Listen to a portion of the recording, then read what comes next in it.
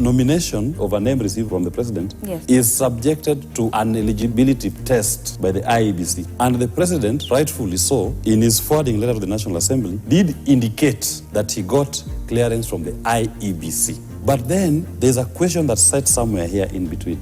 Do we have an IEBC that can perform the functions of that particular commission? The answer is no, because we do not have commissioners in office. So what am I saying here?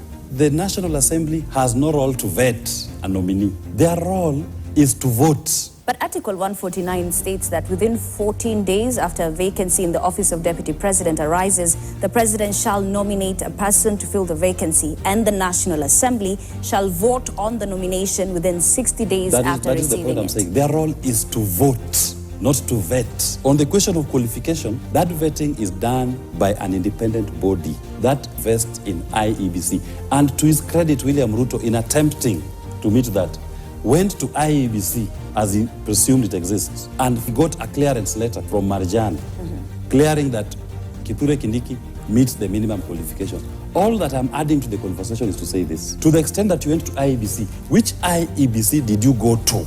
Because according to our laws, according to the interpretation of the laws that the courts have given, including the Supreme Court, IEBC is only properly constituted and to be able to perform its functions when there's a chairperson and commissioners. Even the CEO, Mr. Marjan, for those Kenyans who after the GenZote revolution had petitioned for recall of members of parliament, he specifically told them that the IEBC cannot authorize the process of collection of signatures for recall petitions because there is no chairperson and there are no commissioners. And the Supreme Court of Kenya in the BBI case discussed the question of what constitutes IEBC. And the Supreme Court said it cannot perform the functions of the commission without commissioners.